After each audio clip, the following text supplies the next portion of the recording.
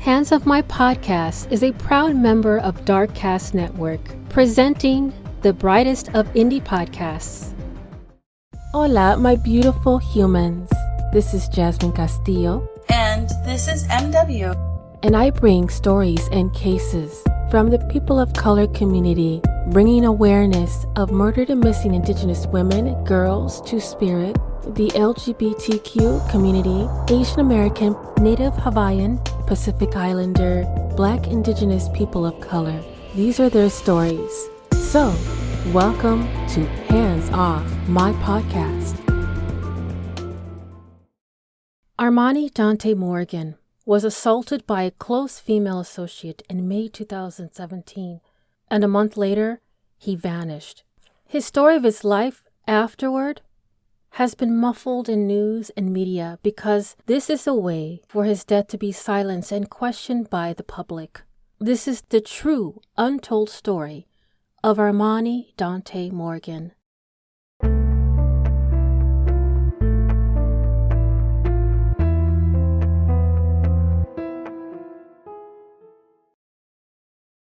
"27-year-old Armani Dante Morgan, a gay man who was hunted, assaulted, and then went missing on June 3rd, 2017. All clues pointed to the night of his disappearance. And the suspects, since then, show no remorse for his murder. His skeletal remains were found only yards from his residence. Armani's life was clumped into the transgender women being murdered in Dallas, Texas at the time. Media clouded who Armani really was. Due to the lack of coverage on Armani's case, according to his aunt Robin Johnson, was identifying as a gay man at the time of his disappearance and death, though he often dressed as feminine and was known to carry a purse, leading media outlets to identify him as transgender woman. This is the same error when identifying Tiffany Thomas, 38, who was found shot to death in the Dallas, Texas area. Although Armani and Tiffany were presenting as female at the time of their death, police showed them presenting as female. And family members told police numerous times over and over again both didn't identify as female, and they were bunched in with the transgender murders anyway. The first study of its kind found that people who are gay, lesbian, bisexual, transgender, queer, or gender nonconforming are nearly 4 times as likely to be victims of violent crime than those outside such communities. The LGBTQ people and gender minorities are disproportionately affected by crime.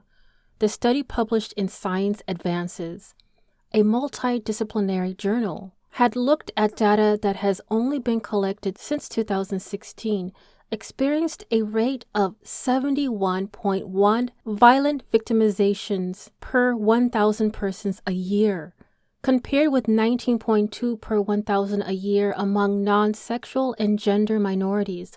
For example, researchers found that such a population is much more likely to be victimized by someone they know well than a person who is a non-sexual and gender minority. I had the honor of speaking with Robin Johnson, who has been speaking out on the injustice and the undercoverage of her nephew, Armani Dante Morgan.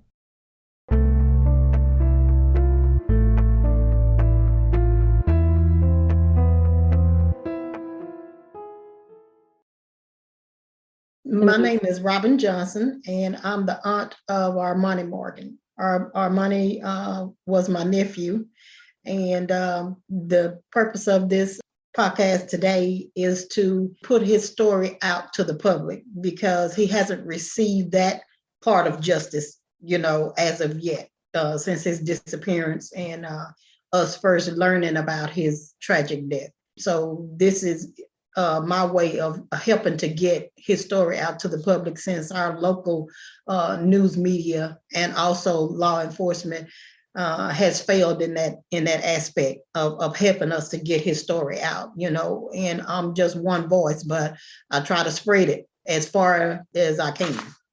I myself also a minority, the statistics of a marginalized community, would there be any justice? And for that matter, being a person of color and also in the LGBTQ community, but it's up there, and it's extremely heartbreaking that because you want to be free and you want to be who you are and you're not hurting anyone, Right. but yet you're considered a risk or to be feared. And it's sad. Go It's ahead. all because of their insecurity, their self-insecurity. Exactly. In the beginning of our conversation that his pronouns were he, him, and Mhm. you're not sure as to why he was clumped in the category of transgender woman.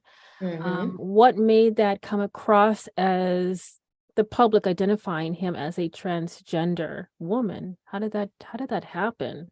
Like for instance, the Daily Beast article that Justin Glaw printed when he did a telephone interview with me, he asked me specifically, did Armani identify as transgender? And I told him specifically, no. He identified to us as gay. And as I mentioned in my notes to you, that before he was completely comfortable enough in his skin to wear female clothing on a regular basis, he would dress as a male during the day and then would dress as a female at night. And until he actually became comfortable enough in his skin to dress as a female all day, at that point he began wearing wigs and dressed as a female on a regular basis. But until then, he would switch it up. And we even I'll say, I even asked him, was he identifying as transgender or is he identifying gay? He said, I'm gay, which is what he told me, personally and directly. Okay. So, and there's nothing against people identifying as transgender. It's just how people personally choose to identify themselves. Right. And I respect that, because that was the reason why I wanted to ask, because like I said, I don't like looking at these articles. Mm-hmm. This is like playing telephone. Like Mm-hmm. so and so, so and so, so and so. Oh yeah, that's what it was. Let's just go and throw that in there because that's Mm-hmm. what I thought I heard or whatever. But no, I mean, I want to make sure that I respect Armani and your Mm-hmm. family. And if he's identified as a gay man, then Mm-hmm. I will respect that because I'm in the queer community. So Right. LGBTQIA plus, whichever. So I respect that. And to be a black man on top of that, like, Exactly. woo, Mm-hmm. Mm-hmm. And people always want to struggle is real. people always want to twist the narrative to fit what they want said. Shock, it's for shock value. Mm-hmm. And that's what Justin did in his Daily Beast article. He wanted to get more notoriety and want his story to be viewed more by adding transgender into it when he specifically asked me and I said no. So he did it anyway, the way that he wanted to print it. Shock value. Mm-hmm. Mm-hmm. People are Yeah. ruthless. No respect at all. If you've looked at my podcast, my videos, I try to keep it real. Like you say, black and white. Yes. Black and white. Yes. Because I know these are people's lives. This is your family. This is your loved one that we're talking about. And I want to respect that and give the recognition, because that's all it needs to be. We don't need to be putting all these little buffers and additions that have nothing to do with the narrative. That's true. They're trying to find ways to kind of play the trickery of the visual trickery and trying to keep the person or keep people from understanding the truthfulness of this story. What I've always said and will continue to say is that Armani lived his life the way he lived it. Although he was not a perfect person, it still didn't give anyone the right to take his life.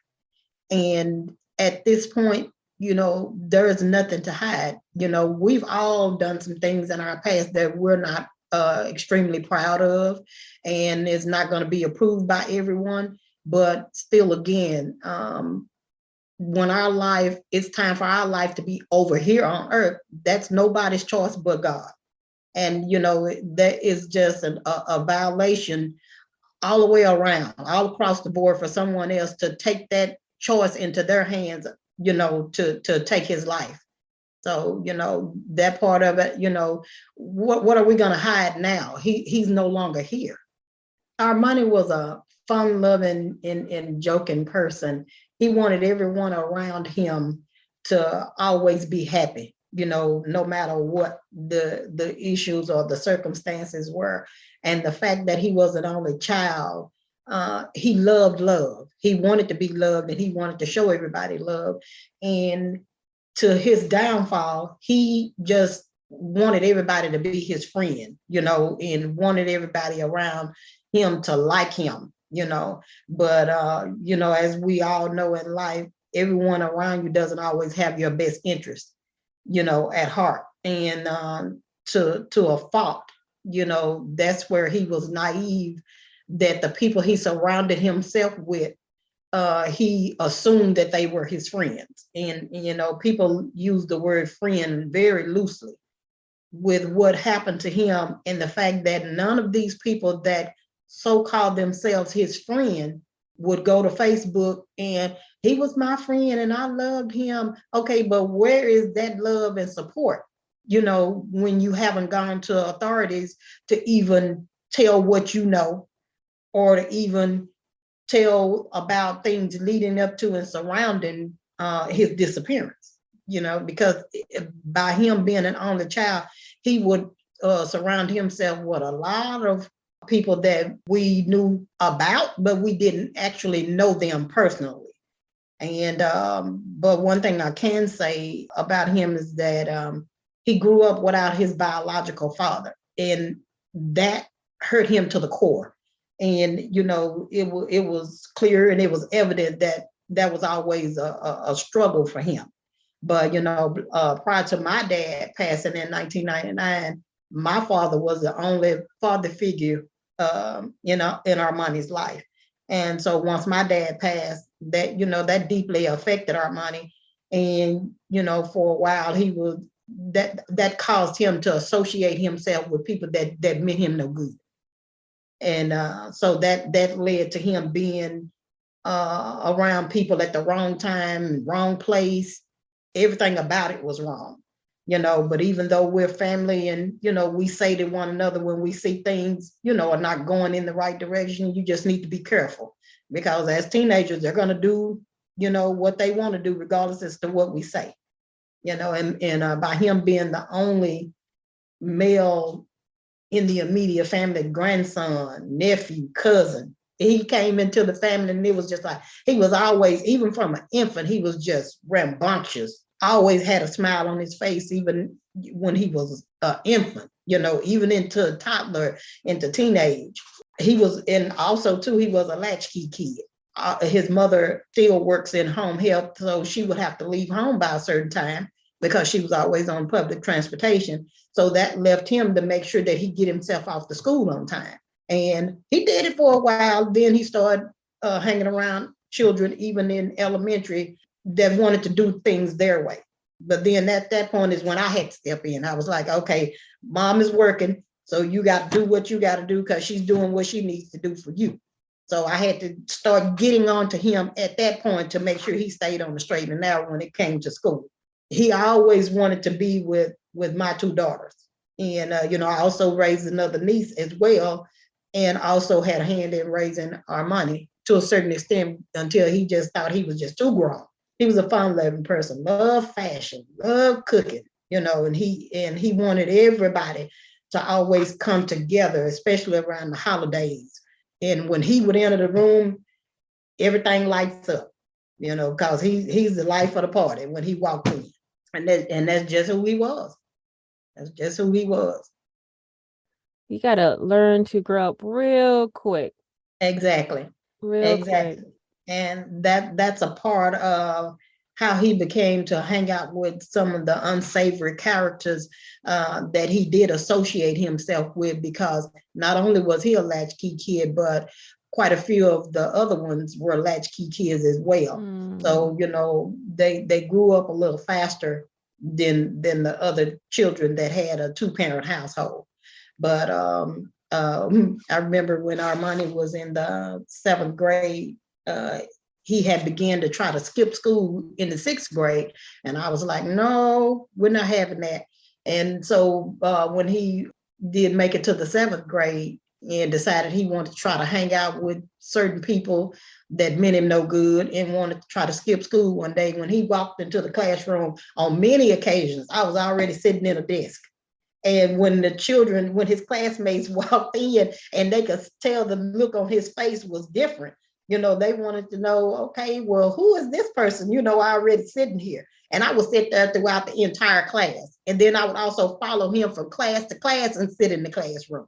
That's just how much time I had on my hands, and, was invested in him getting his education, because I'm a stickler for education. With my two girls, I wanted him to be the same way, because education is a key, to your entire life, regardless as to which career path you choose.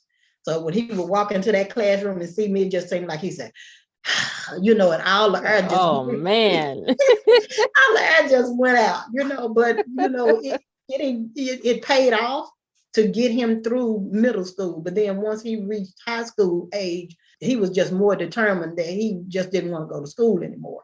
Once they reach a certain age, it's just hard to kind of reel them back in. But then I also expected for his mom to also, even though she was working, to work with me to work with him, versus, always focusing on getting to work on time. It's sometimes, you have to let that take a back seat to make sure that he's on the right path. Yeah. Yeah. So, for sure. Oh my God, I could just see his face. Like, oh man.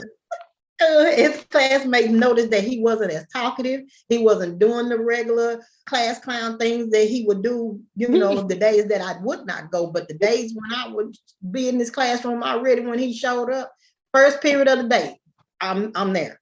And even when he took economics class, this is where baking, skills and teaching them how to handle money and things, you're at home, you're cooking for yourself. So you should be, more than willing to show the teacher that, I can take care of myself, because he had to learn how to cook, because he was at home a lot by himself prior to his mom, getting off work and taking public transportation back home, so, it wasn't good for him to just be there always eating sandwiches and things. So he wanted hot meals, and that's why he learned to cook. He became a good cook too. Yeah. Wow. I haven't economics. They don't even do that anymore. Like that was back in the day. Oh, yes. Nowadays, I even had like finance management, like marketing. And that was in the early 90s, late 80s in elementary school. They were teaching us like, you better learn how to manage your money. Make sure you never starve. And I want to go right back to exactly what you were mentioning, Robin, is that the best thing to have, I think I even heard this from a quote listening to another podcast that I listened to. Oh, I love this podcast. But they were saying the Black community, the Hispanic community, anyone person of color, with all the systemic racism that goes on, with all the things that has been taken away from us, they can take our clothes, our house, our money, our jobs, but they can never take what we have from education. That's true. And that is the most powerful tool. Yes. For anyone, but it's even more powerful resource and tool for people of color. And I was like, exactly. That's right. That hits a really good point. And yeah, my gosh. Because, even though I don't have a background in the legal field, I've had to do a lot of research and do a lot of legal things on my own because of the lack of assistance through law enforcement. And even though there's a DA assigned to Armani's case, whenever I reach out to the medical examiner's office and the forensic lab, asking them questions directly, this one particular DA always is the response. The medical examiner never responds directly back to me. This district attorney is always the one to respond. This person will tell me no, which I've heard a million times, during my fight for justice for Armani. But when you tell me no, that just sets a fire under me even more, because you're telling me no lets me know that I'm hitting all the right notes, because when you tell me no, explain to me why you're telling me no. Don't just tell me no and walk away. Right. So I've had to learn a lot. Mm.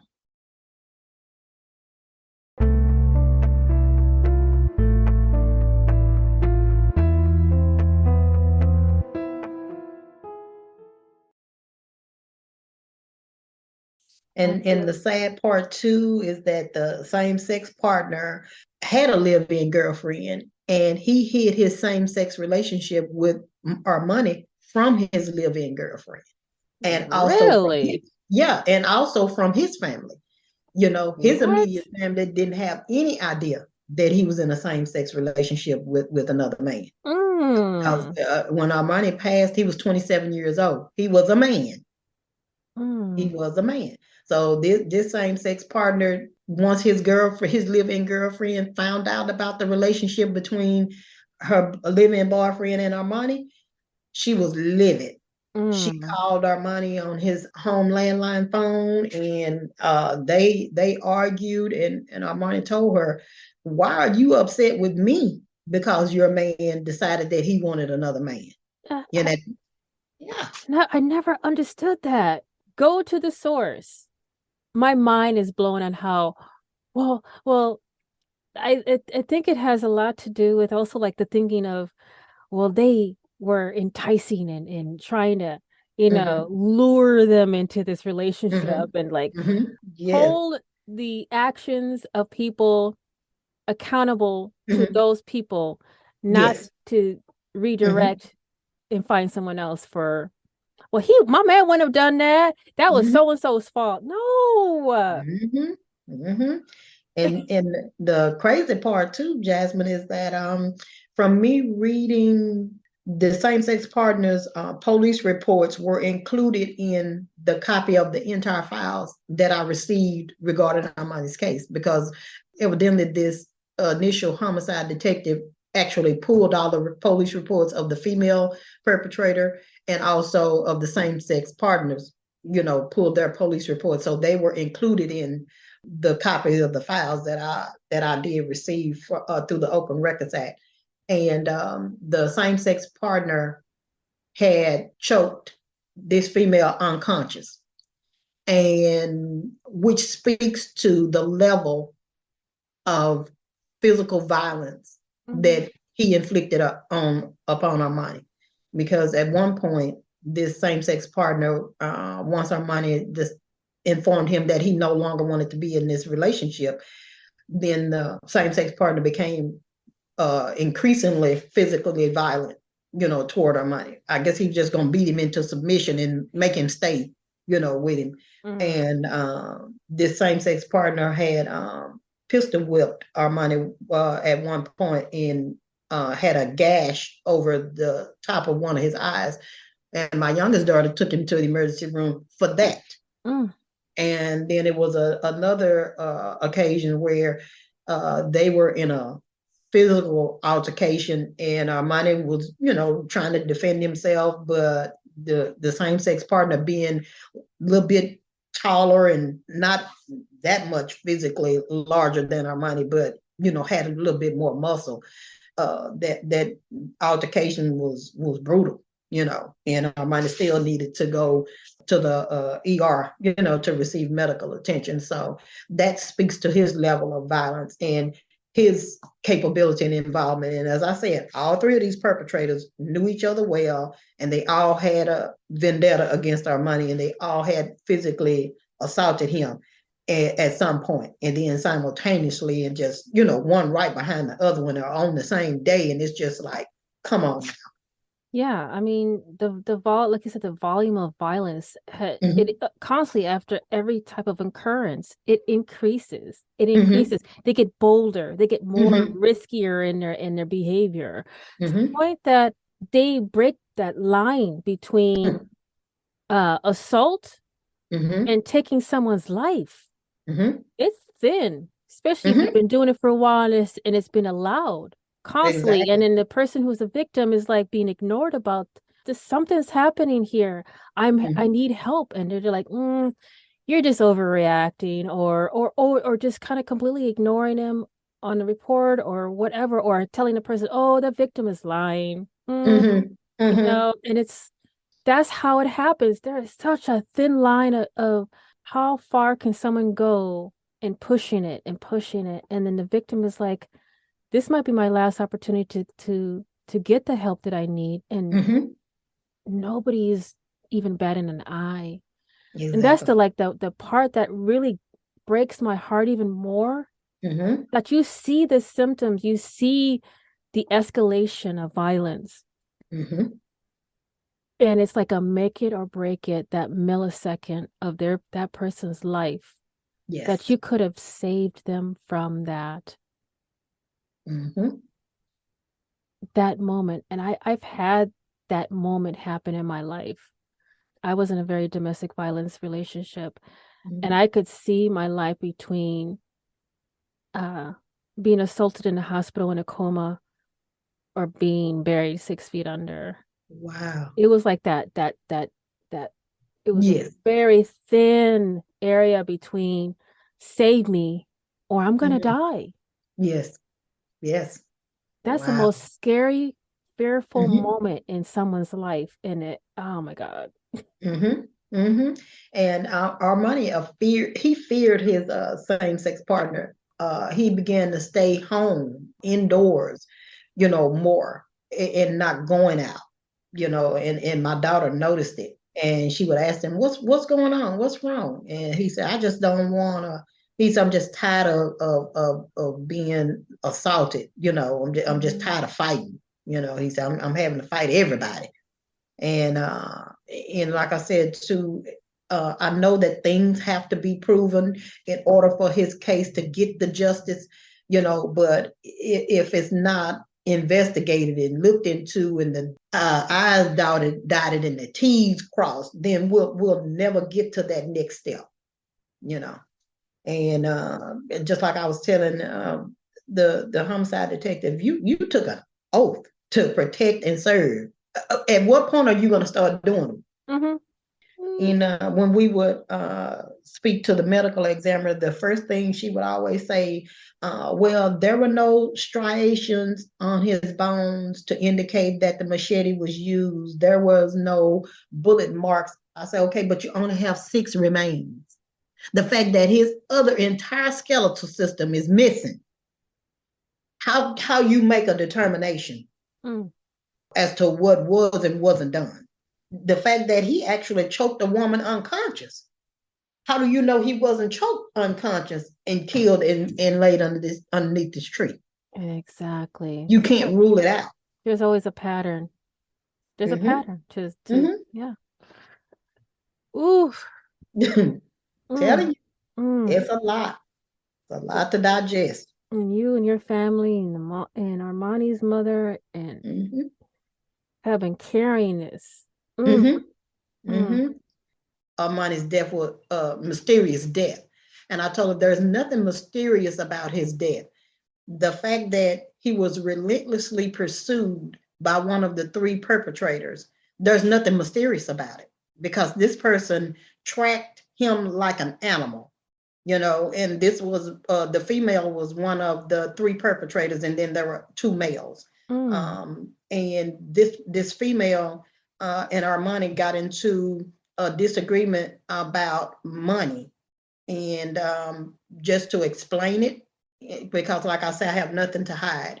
mm-hmm, What she would do was solicit Armani's help every month for more than 2 to 3 years with selling a portion of her food stamps in exchange for money to purchase drugs.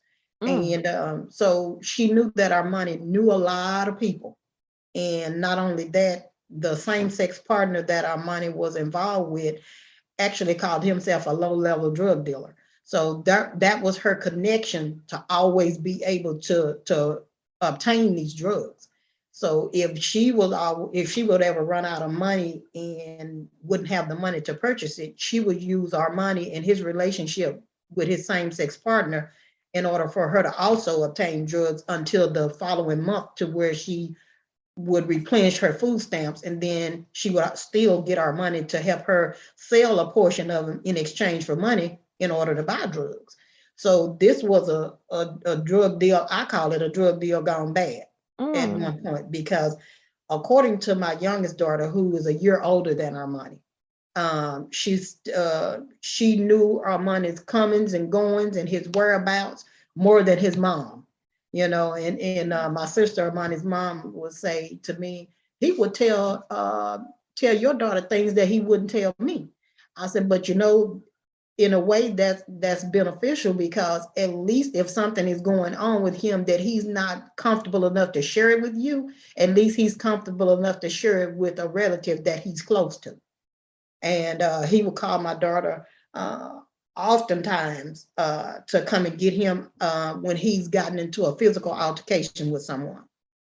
And at least 2 different occasions, my daughter had to go to where he called her to and take him to the local, to the closest emergency room, because the physical altercations were just that violent, and Armani was a tall, slender person as he continued to grow. But one thing about him, you couldn't underestimate him with being able to protect himself and defend himself.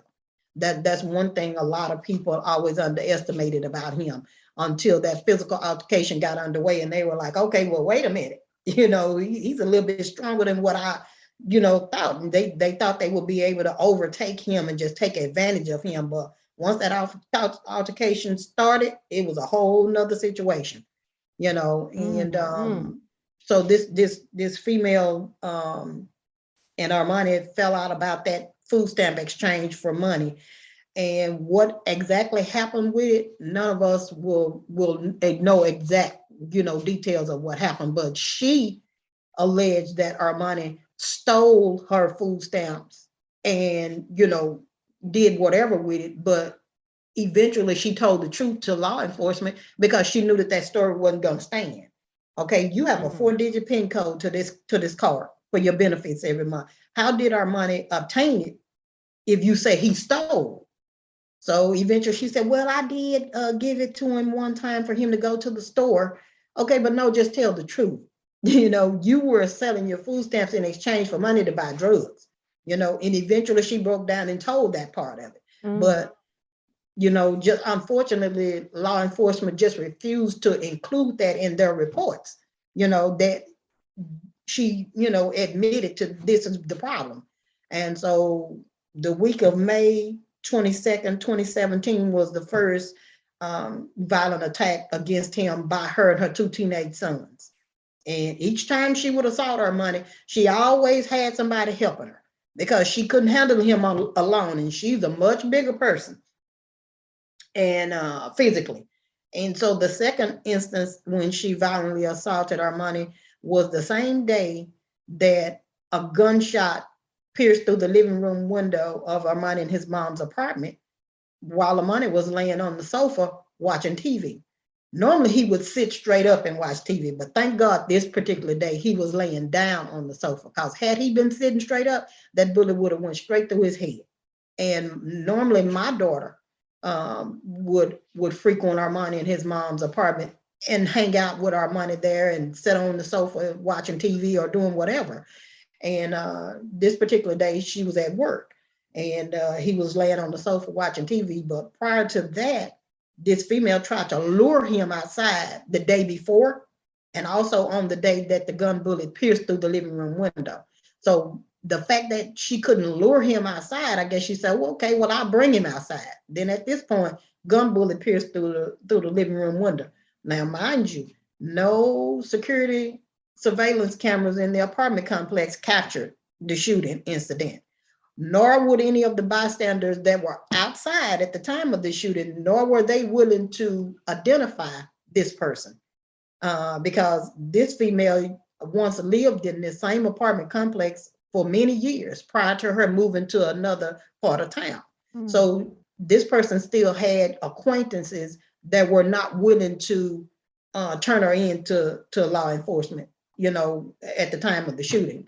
So as Armani's mom is going to the leasing office to view surveillance cameras with the leasing manager, is when Armani was attacked right outside his front door by this particular female and her young daughter. And a brief cell phone video of this altercation, they posted it on Facebook. So I was able to actually obtain that brief cell phone footage and give it to the initial lead homicide detective, but he did nothing with it. He did nothing with it. And so 3 days after the shooting and the second violent attack, June the 3rd, is when this female again relentlessly pursued him. She sought him out. You know, she would know his whereabouts and who he would hang out with and where he would normally go. So she was checking all of these places, and she eventually tracked him down. And so her and another guy, which is her co-perpetrator, they cornered Armani and they violently assaulted him. At this point, this particular day, it was brutal. It was truly brutal.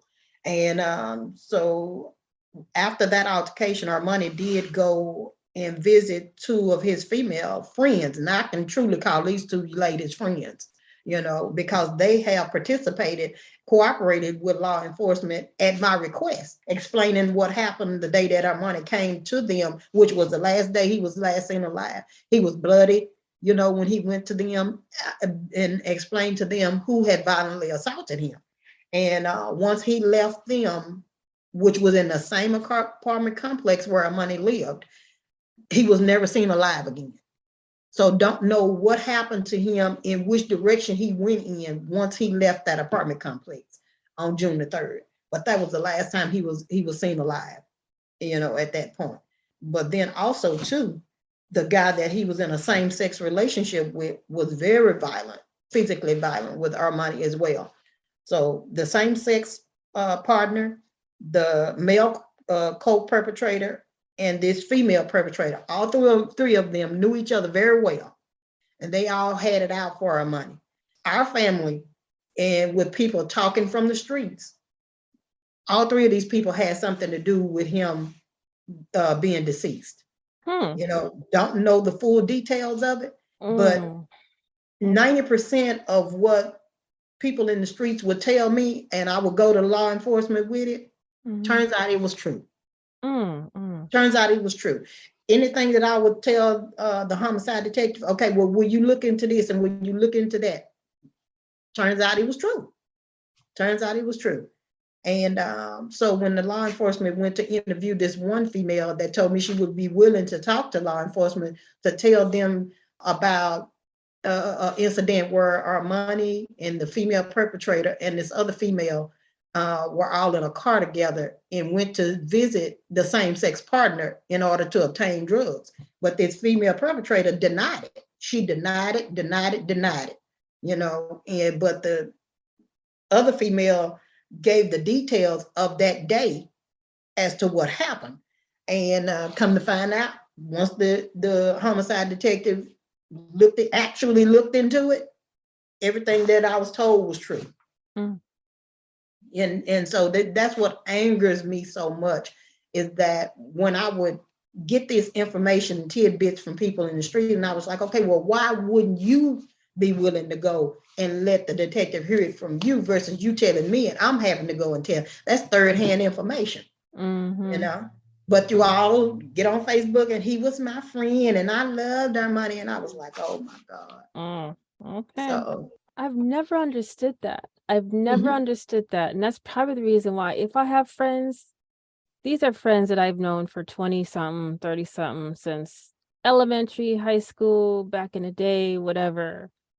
Those, these and you today, can truly call them a friend. You yeah, can truly say that they are your friend. these today friends, today friends or fake friends. I don't understand. There's no genuinity, compassion for each other, regardless of how they are treated. Like, if you want to be respected, if you want to have a genuine friendship with people, and if you want to have, you know, a support group and a community or whatever, stop acting like a damn fool. Exactly. Like, Exactly. you know, And that's the question that I've posed to each and every one of these people, except for the two young ladies who have come forward and actually spoken with the homicide detective. Mm.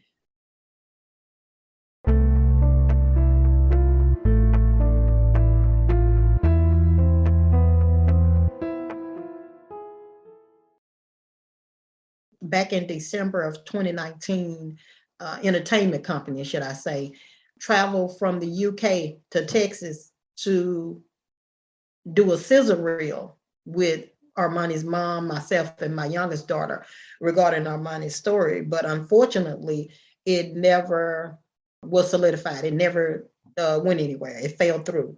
But these two young ladies participated in the scissor reel. They were willing to be filmed, given their story, about the day that Armani came to them, and it was the last day he was seen alive.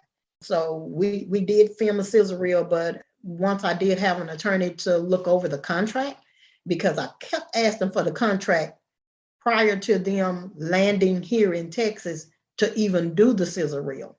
And the scissor reel they were going to take back to their company, and they were going to have a bidding war with other companies or business people or entrepreneurs to see who would be the highest bidder to fund the documentary. So once the contract, I kept asking for the contract. Oh, we'll do it. So they flew into town. We all went to dinner the same day they got here, and I kept asking for the contract at the dinner table. Oh, we'll get it. So we even started filming, the following day. The hardest part was getting Armani's mom to participate, because she didn't want to participate at all.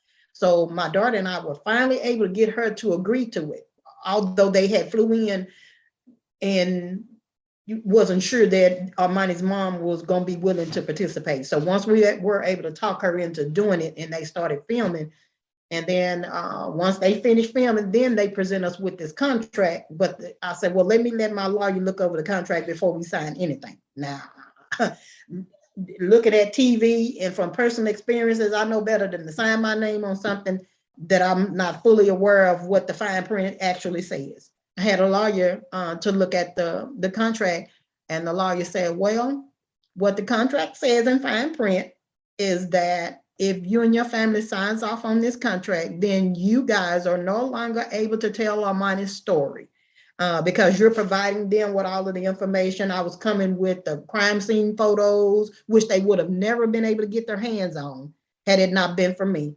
And I took them to the actual location, where Armani's skull was found laying on the side of the road, and took them to the tree where 6 of his bones were the only bones left, after 7 weeks. And I went back to the entertainment company and told them, I said, well, my lawyer's advice is for us not to sign this contract the way it's worded now, because you guys want to take away our right.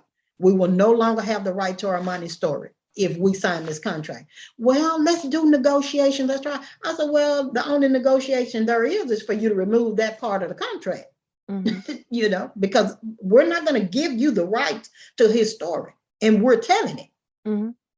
So that was, one missed opportunity. But I consider the main missed opportunity is for Dallas police and their homicide division to not actively pursue and investigate Armani's disappearance and his murder, simply due to the initial homicide detective's bias, his discrimination, and his predetermined theory about Armani's manner of death.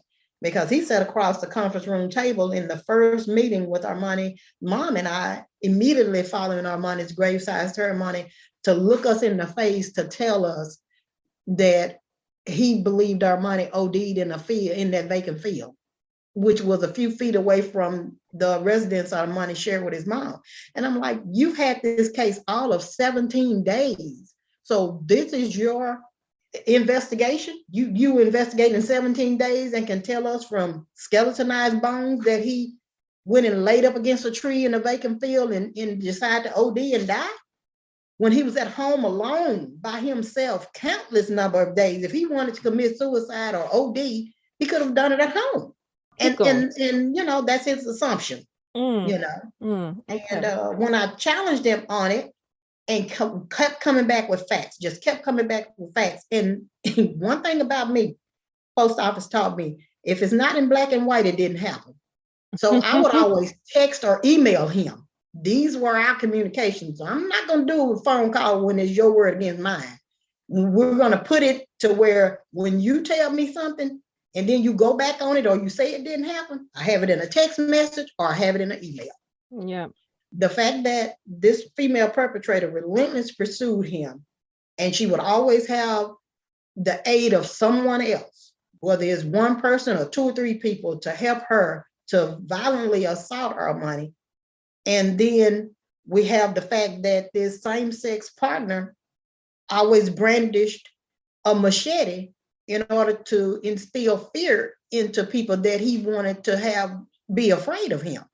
And then you have this other co-perpetrator that was aiding the female perpetrator to violently assault Armani. Then you say that he OD'd in a field. So you have all of these people pursuing him, but then you say to his mother and I that he OD'd in a field. Very disrespectful. Well, no, that wasn't my theory. I said, well, no, I have it in the text message that you admitted this was your theory. You know, so that to me was his way out, and it negatively impacted Armani's investigation from the outset going forward. You know, they didn't want to investigate because Armani had a prior arrest history, you know, whether he was involved with this female perpetrator and they would go in and shoplift and then they would sell the things in order to get drugs, or if Armani was arrested for male prostitution, you know, he would do that from time to time to get his money for his drug habit. Like I said, I'm not ashamed to admit the things that he did prior to his sudden disappearance, but again, it still doesn't give anyone the right to take his life. And as I've said to authorities, if you have a problem with him, go to law enforcement. Let them deal with it. You know, because if you pursue a case enough, eventually, if what you're saying is factual and can be proven, then this person is going to be prosecuted to the fullest extent of the law based upon the evidence. All I can smell is BS from all the way over here in regards to what they were saying, how they were saying it, how they were disrespecting you across the table, just throwing nothing but lies, excuses, just excuse after excuse. Like, this is, and you're right, like, the only way you can confirm this information is to do this damn investigation. Exactly. It's like a full circle. You want to know something? You got to do the research on it. You got to do the paperwork on it. And I think that was one of the things they didn't want to do all of that. They didn't see the worth in that. And it's like, exactly. And then on top of because that, he was a gay Black male from an impoverished neighborhood raised by a financially challenged single mother. Right. They didn't and see because it. of the neighborhood Armani lived in. They didn't see it as important or beneficial or impertinent on the desk as a priority. And I think that's BS. I kept asking about this gun bullet where this female perpetrator shot into the apartment. Mind you, I totally understand that you have to prove it. And the fact that that's no footage of her actually doing the shooting, but she called him 2 days, the day before and the day of the shooting, trying to lure him out of the house in order to violently assault him again. So once she couldn't lure him out of the house, then the gun bullet pierced through the window. That brought him outside because she had been trying to do it for 2 days. And then once he comes out, then there she is. She's immediately on the scene to violently assault him. Okay, yeah, I know we can't prove that she actually shot into the apartment, but this gun bullet that landed on the dining room table inside Armani and his mom's apartment, I kept asking about this bullet. The homicide detective kept telling me, I will look into the gun bullet. I'll look into the gun bullet. At first, he kept telling me there was no gun bullet recovered. And I was like, no.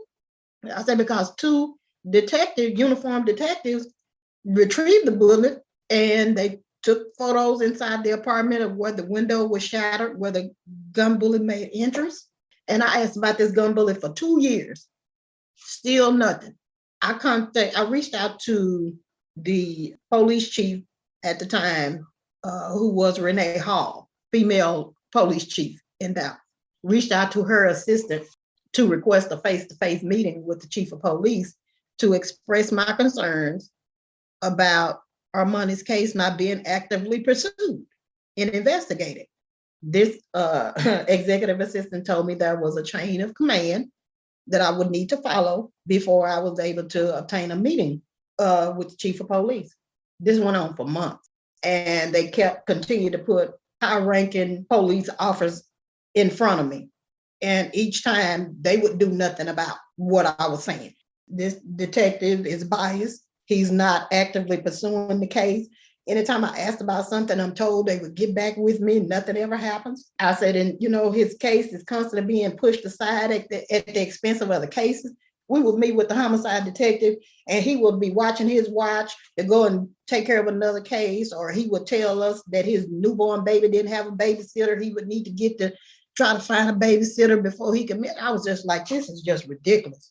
And this went on for a while until I went up that chain of command and was finally able to get a meeting, face-to-face meeting with the assistant chief of police, who was a male. And he sat down with myself and my youngest daughter on June the 17th, 2019, 2 years later. And I was telling him, I said, we're just frustrated. Everything that we bring to the detective, he says he's going to look into it. Nothing ever happens. I can understand they're doing things behind the scenes that they're not going to tell us everything that's going on. I totally get that. But when I ask you, have you looked into a certain tip that I've given you or certain information, and you tell me you're going to look into it, okay? If you've looked into it, say, yes, I've looked into it and I'm working on it and I can't give you any information or details. I'll accept that. But you keep telling me you're going to look into it, and you never do. And then you're always giving me the excuse about your baby. You don't have a babysitter, and it's not working for me. So the assistant chief of police removed that detective from the case and assigned it to a cold case detective. Oh, and he was no better.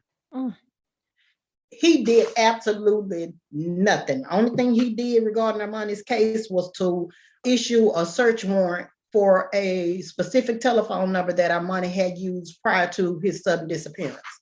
And what that phone number we were hoping to reveal was conversations between Armani and his same-sex partner, because the same-sex partner was physically violent with Armani once Armani informed him that he no longer wanted to be in the same-sex relationship.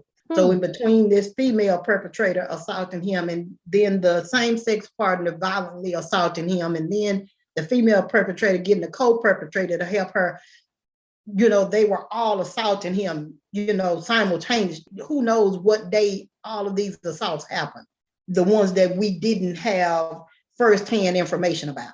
The same-sex partner was arrested in August of 2017 on a different assault case, unrelated assault case. And the initial homicide detective was able to interview the same-sex partner while he was in county jail to ask him directly about his relationship with Armani. He denied it, that he was in a same-sex relationship with Armani. He said to the detective, well, Armani was helping me to sell drugs and made away with some of my drugs. And I was just like, oh, they just accusing him of any and everything. I said, I'm not going to deny it. I said, but you would have to give me some proof, that he's doing all of these things you're saying he's doing. And as I say, he's not perfect, but everything that everybody alleged that he did, mighty strangely, you would always want to be in his presence, but you're accusing him of all of these things, now that he's no longer here to refute it and defend himself. Exactly. I was just about to say that, like, he is not here to stand up and protect himself from being the scapegoat, pretty much, in regards to all their actions. And oh my God. And another key thing I want to point out is that June the 3rd was the last day Armani was last seen alive. Ironically, the female perpetrator, the following day, June the 4th, 2017, files a police report alleging that Armani violently assaulted her. on June the 3rd, trying to cover herself. I looked into consequences of a person filing a false police report and was never able to get any information, legal information, as to, whether this can be pursued or not. And what Dallas police told me was that people lie to the police all the time, and that I needed to contact the district attorney. I contacted the district attorney. A district attorney told me there was nothing that they could do about it. I need to go to the Dallas police. So I was like, okay, so you're telling me to communicate with them about it. They're telling me to communicate with you about it. So then what do I do? Because she did file a false police report, and this was her way of trying to, throw the police off of her track, because of what went on the day before. So I wasn't able to get anything done about that. But what I can say is that the assistant chief of police did verbally agree to submit that gun bullet for forensic testing. And my hope is that this female perpetrator's biological DNA can be extracted from that bullet, which will link her to the shooting. Oh, for sure. Yeah. But the sad thing about that, though, Jasmine, is the fact that I was told 2 weeks ago that the statute of limitation on that deadly conduct by firearm shooting into Armani in his mom's apartment, the statute of limitation has expired on it, and we cannot pursue it any longer. Mm-hmm. I'm a little flustered in regards to that, because I was like, don't tell me you're going to tell me there's going to be a limitation of something. I swear, don't tell me, because I'm crossing my arms like, what? Statute of limitation. But my thinking was that because I'm continuing to pursue it and was able to get the assistant chief of police to agree to forensic testing, why isn't this still allowing this case to remain open? Exactly. There should be like some type of extension, because it's an ongoing investigation. And you know what I read and found that there are exceptions to certain statute of limitations, because it wasn't like I was just sitting on my hands waiting on the police to come back to me. I'm waiting on evidence to come back from this gun bullet. Exactly. But what they tried to tell me in that meeting on June the 17th, 2019, the chief tried to explain it away. Anytime a gun bullet is fired out of a chamber, that fire from leaving that chamber destroys any evidence. But I have a female officer from another state that is called the Bordeaux method, to where biological DNA can be extracted from bullets, even though they've been fired from a gun.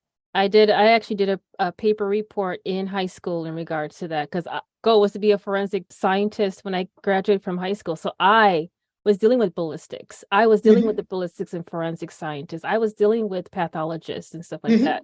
We are 27 years now, and Don't play this game about, this can't be done. This can't be done. Please.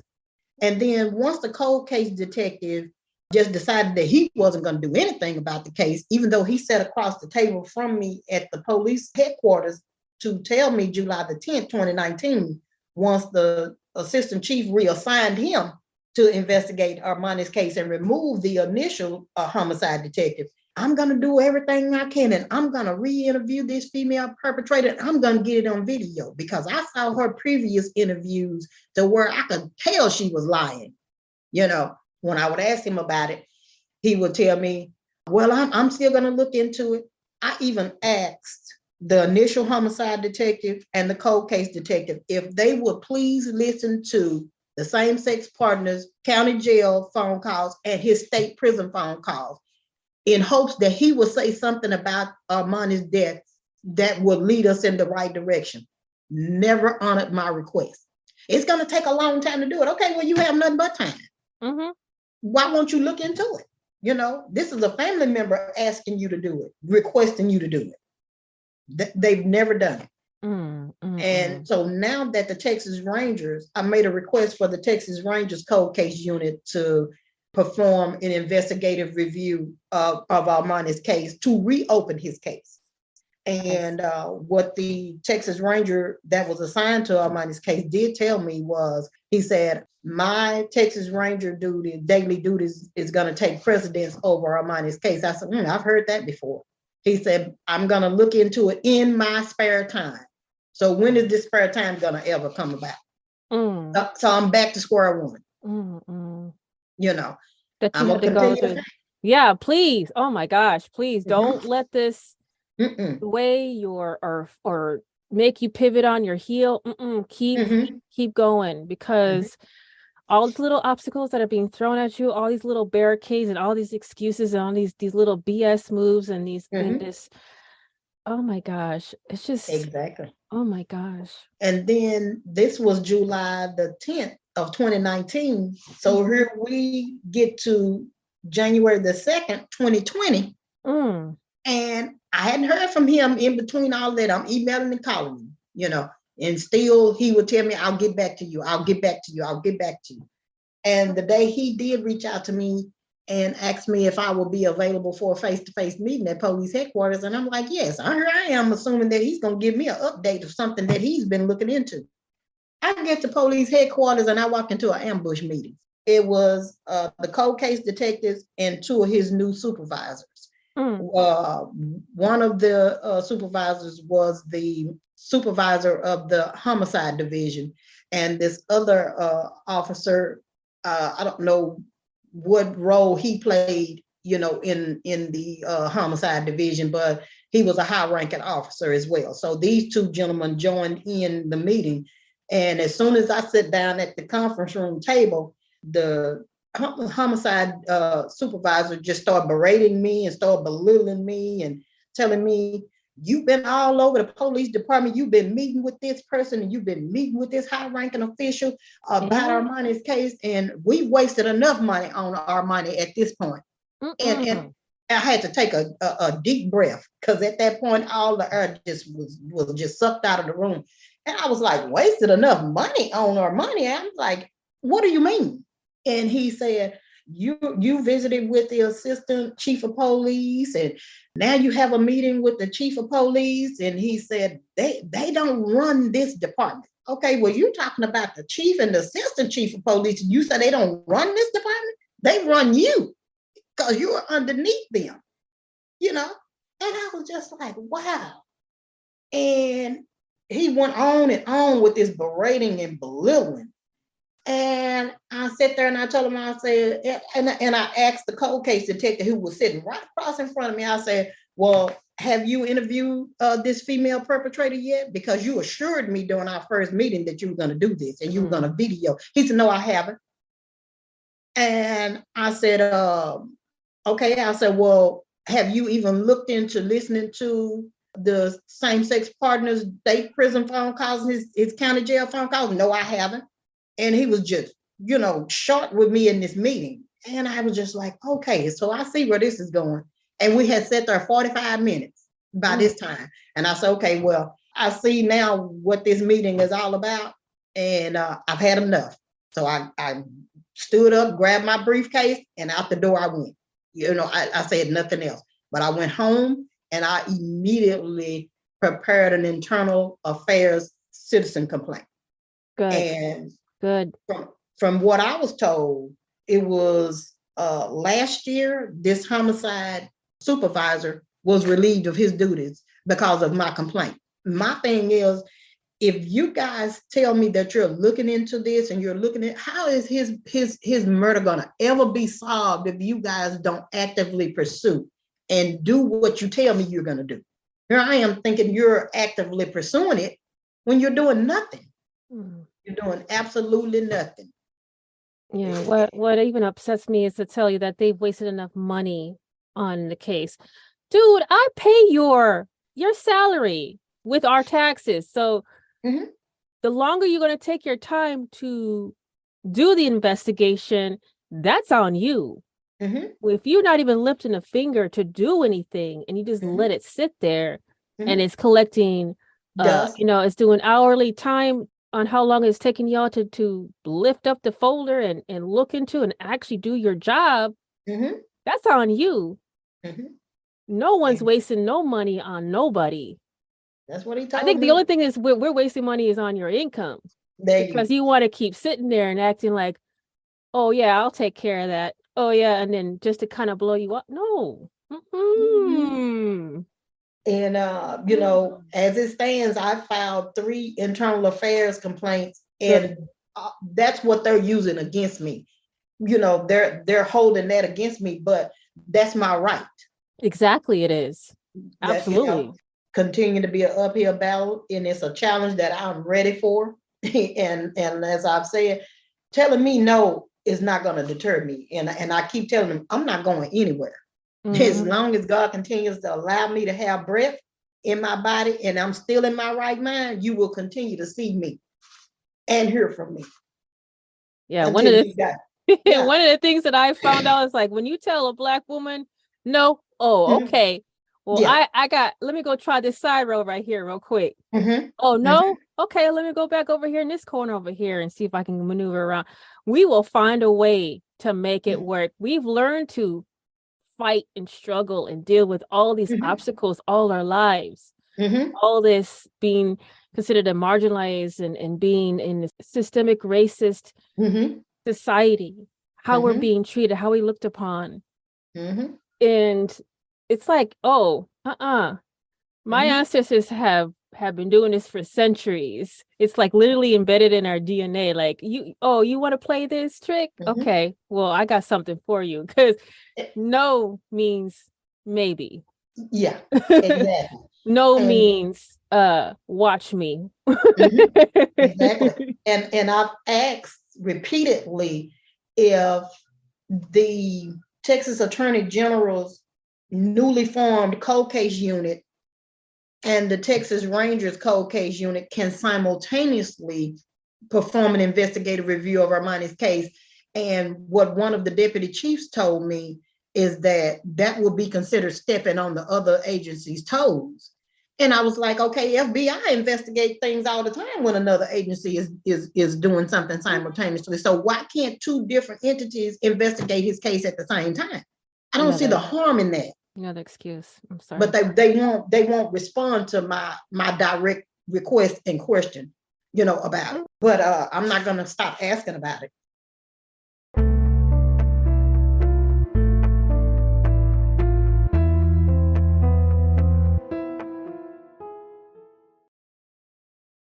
Doing something that he always dreamed of, which was having his own beauty shop.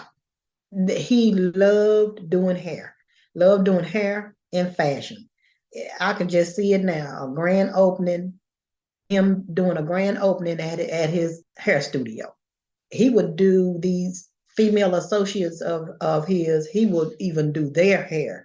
Would always want to put together an outfit for everybody. He would even try to dress his mom all the time. He would tell her, he said, now, that was back in your day. He said, but you need to come up to date with this fashion. And he would even purchase outfits for her. And I mean, beautiful clothes. And tell her, he said, now, next time I see you, need to be wearing this, you know. And like I said, he taught himself, being around us older aunts and his grandmother, my mother, watching us cook. He paid attention, and you could tell he was practicing, because when we would all come together during these holidays, and he would bring out something he cooked, ooh, it was good, you know. So that's what he would be doing if he was here today. That's what we would be doing, celebrating him accomplishing his dream, establishing his own business, doing hair.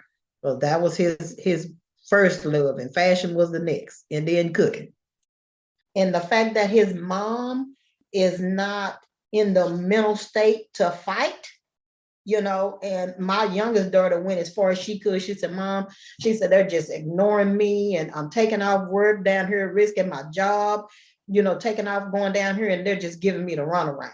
And I was like, okay, well, I'll take it over, at this point, because I'm a whole nother person. You just can't tell me something, expect for me to go away.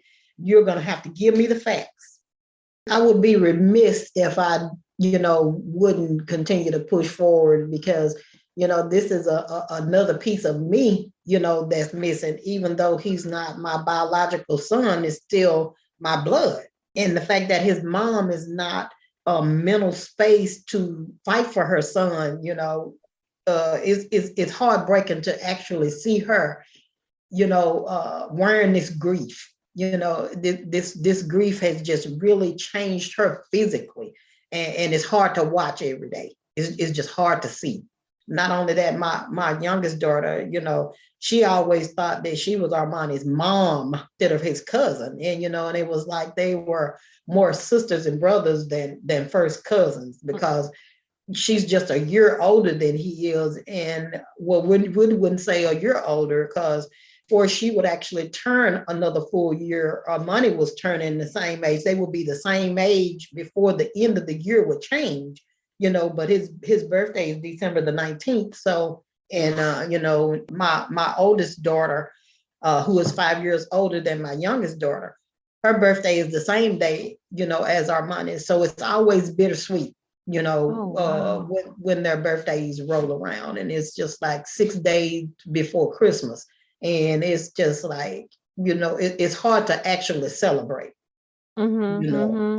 her birthday, but you don't want to rob her of that, opportunity as well. So we've had to, just figure out ways to be able to cope, but still be able to celebrate her birthday, because, she's still here, and, they all had a bond together, because I always had them all together.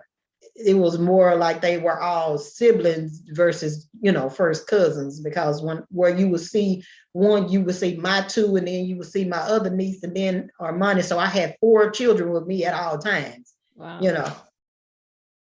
So, and not only that, the relationship between Armani and I helped to raise him. It's a void for me, Yes. just watching the grief on his mom's face. She's just, her whole physical appearance has changed, because she's wearing that grief like a suit of armor, and it's just hard to see some days.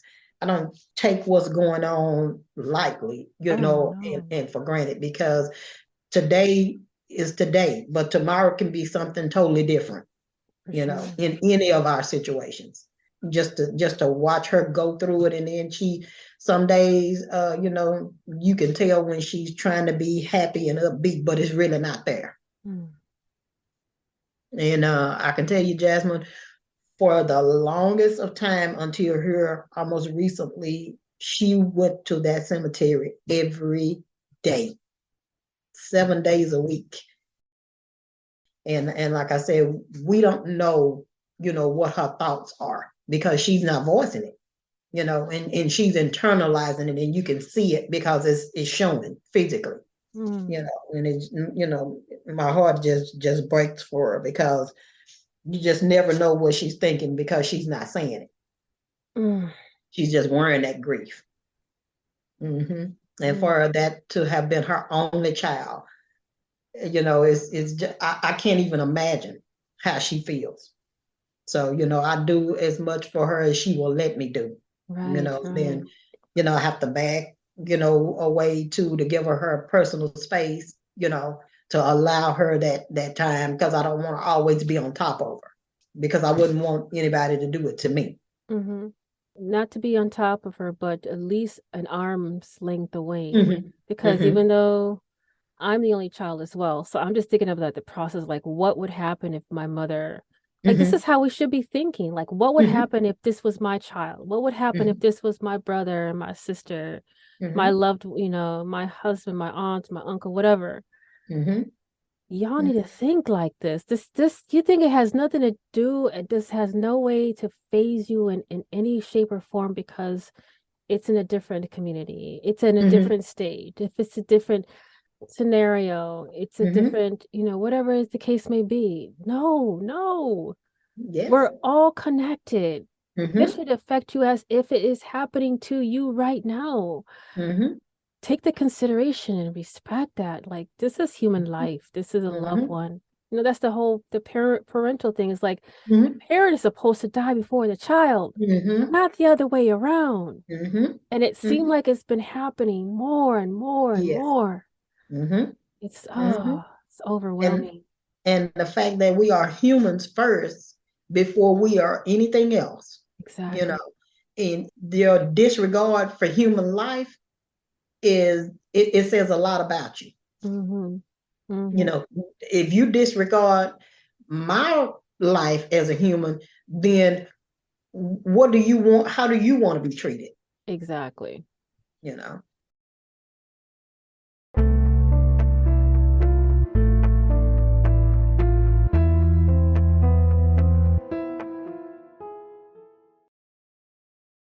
The people responsible for his death, these were people that he knew, and it's evident because of where they dumped him. They dumped him a few feet away from the apartment where he lived. When I say a few feet, I mean a few feet.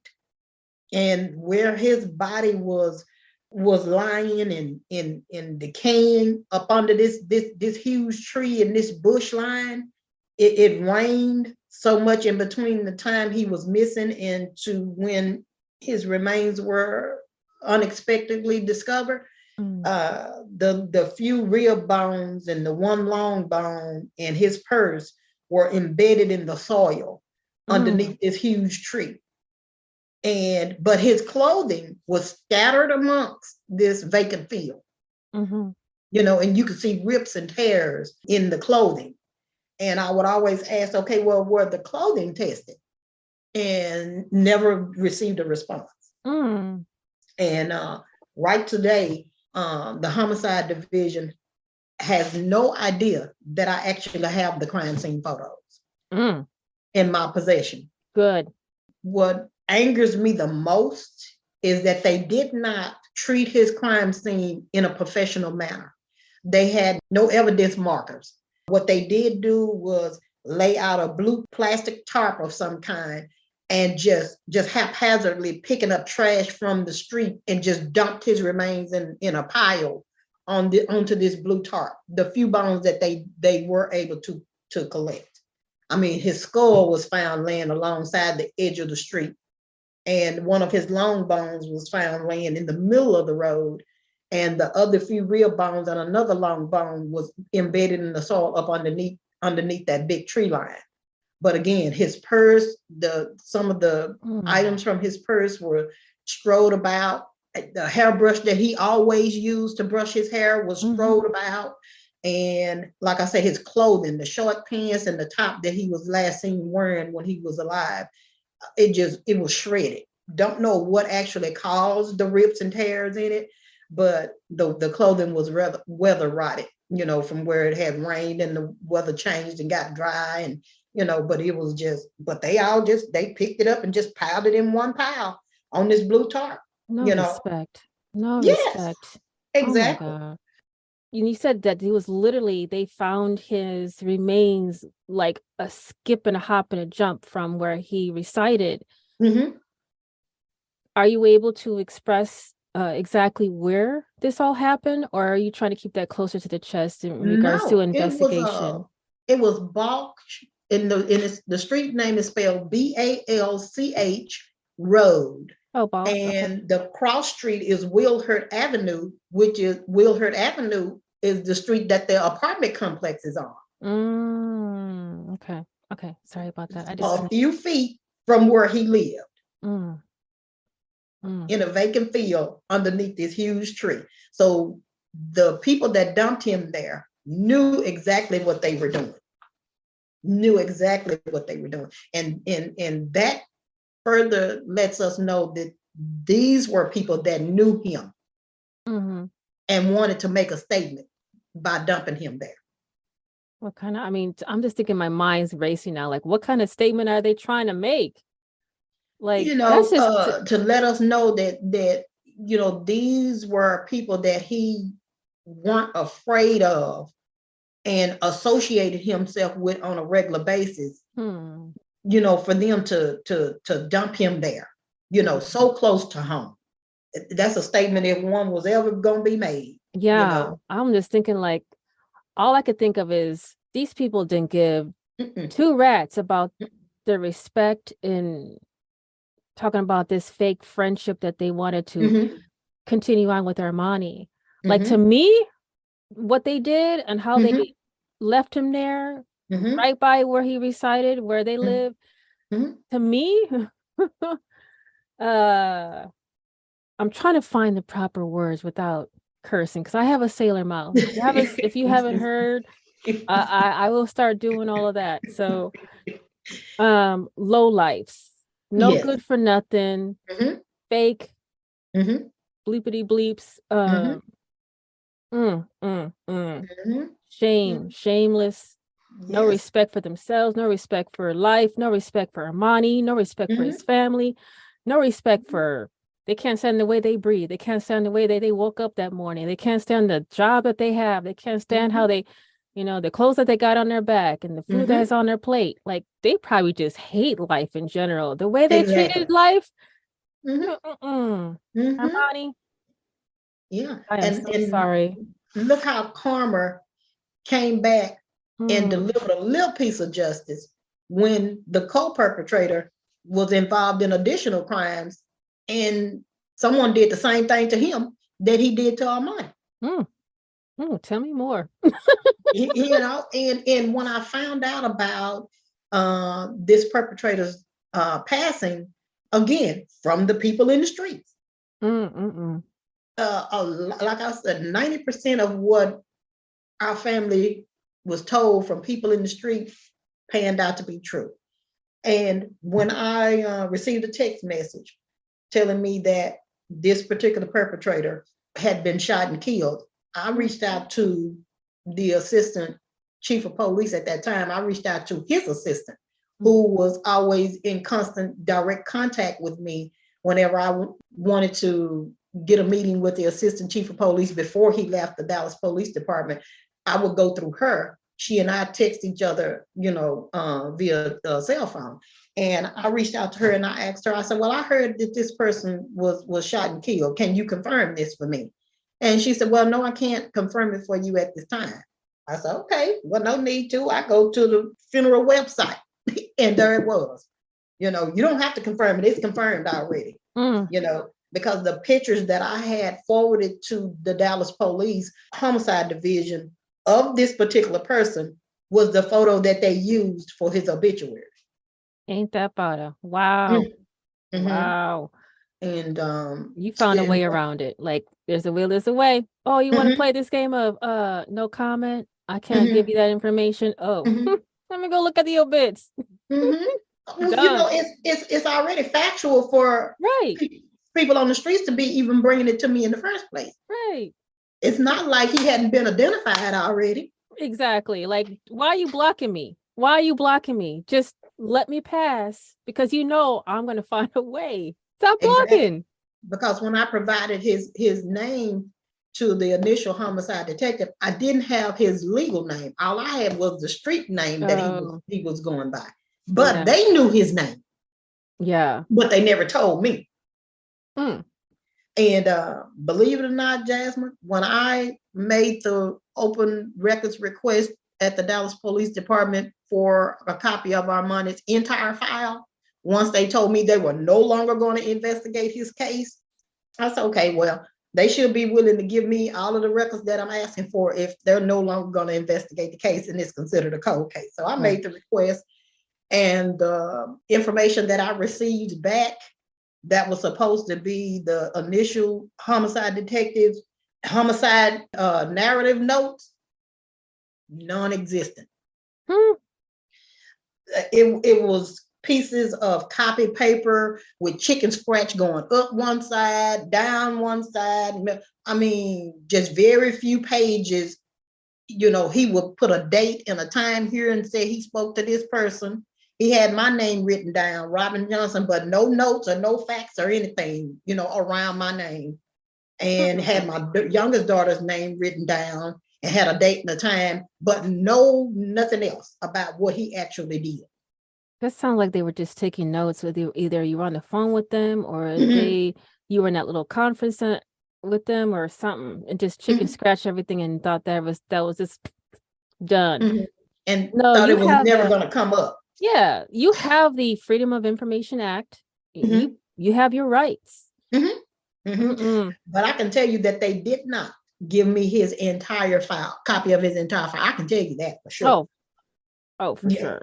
And what the Texas Ranger did tell me, I reached out to his supervisor once I was told that the Texas Ranger had met up with the assistant chief of police before he left the Dallas Police Department. And he was supposed to be meeting them at that point to obtain a copy of Armani's file in order for him to perform his investigative review. So once I reached out to his supervisor with the Texas Ranger, he emailed me back and told me that he would have the Texas Ranger to contact me via email. And then this way I would have a direct communication with this person. And so the Texas Ranger did email me. It was December of 2021. And he let me know, he said, I did meet with the assistant chief of police in February of this year. He said, I was supposed to have obtained a copy of Armani's entire file in February. He said, but I did not get it until the day before Thanksgiving of 2021. So he didn't get it as the Dallas police told me. They told me he had it in February. But through his personal email, he told me I did not obtain his records until the day before Thanksgiving 2021. It's like almost 2 years. No. Oh my goodness gracious. So, he said, and now that I have it, it's going to take me a while to go through it. He said, because it's a big file, a huge file. So that tells me that they didn't give me everything. If he has a huge file, what I have is not a huge file. Anytime I want him to know something, I tell him, I emailed the Texas Ranger and I said, well, I've requested that Dallas Homicide Division obtain a copy of this perpetrator's county jail phone calls and his state prison phone calls to obtain information that's going to be helpful to Armani's case. They failed to do it. Hopefully you will. Right. So they're doing what Dallas police were supposed to be doing. So someone's actually on the case currently, but it's a slow process. Yes. Yes. Lord. Yes. And who knows how long that's going to drag out, because he did tell me that his duties take precedence over him actually performing his investigative review of Armani's case, which is why I requested that they please allow the Texas Attorney General's newly formed cold case unit to actually, perform an investigative review as well. Right. And because I've actually communicated with this person, and she told me, she said, well, we would have to get permission through law enforcement, get the request from them and not from you, which is just what happened with the Texas Rangers. So that supervisor and Texas Rangers told me, he said, we don't take requests from family members and citizens. We have to get the request from law enforcement. So I said, okay, well, I got a direct line to the assistant chief of police. Let me contact him and ask him, will he do it? Yeah, done and done, Robin. Done and done. So, I'm gonna keep pushing on it. To get them to agree, or just tell me they're not going to do it. Just if you're not going to do it, tell me you're not going to do it.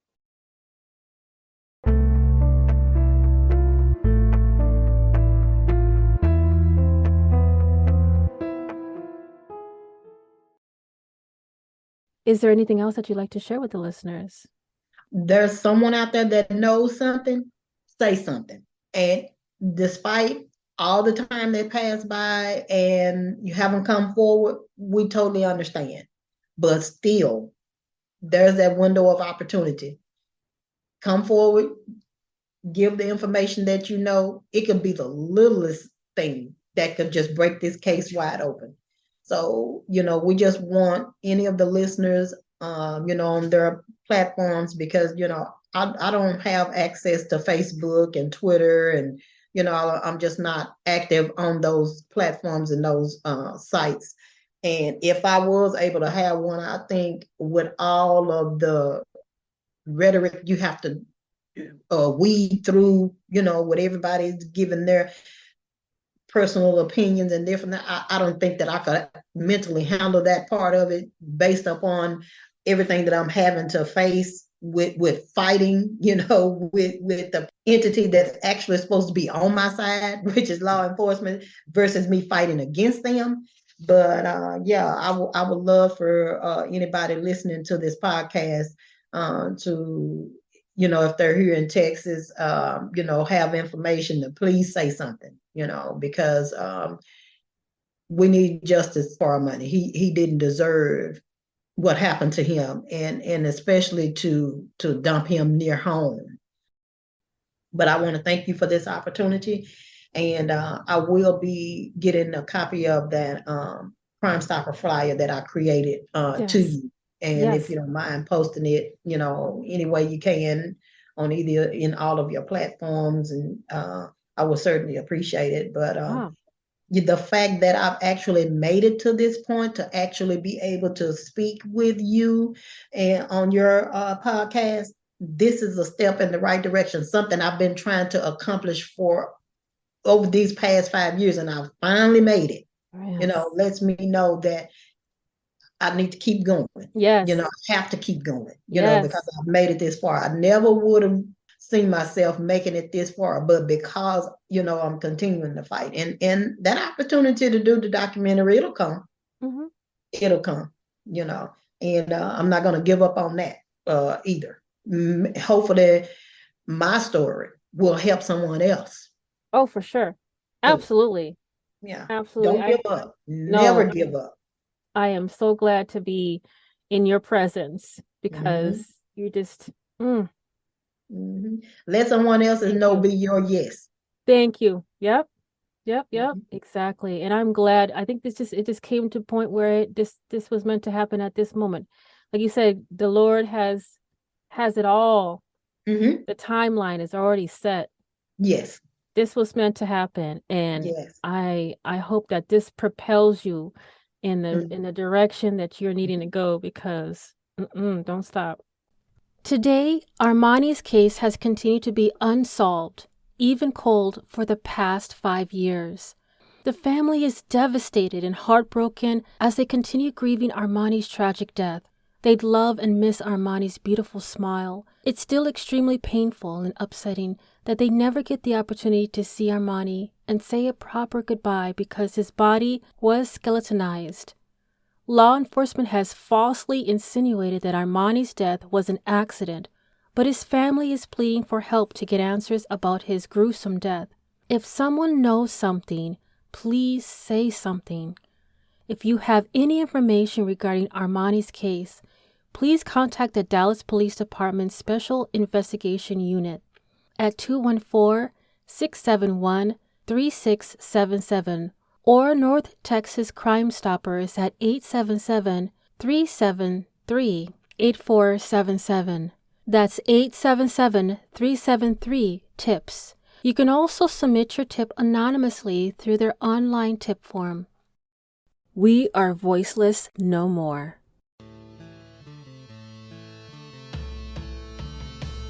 Thank you for listening to Hands Off My Podcast. If you are enjoying the podcast and you'd like to support the mission, I do have a Patreon membership that will help the cause and bring more detail on cases and stories from the people of color community. If you yourself has a lost loved one or a story suggestion, please don't hesitate to contact me at email, handsoffmypodcast@gmail.com. And if you are only able to support in another way, please give this podcast a 5-star rating on Apple or Spotify, and continue to listen to upcoming episodes every Thursday, wherever you listen to your podcast.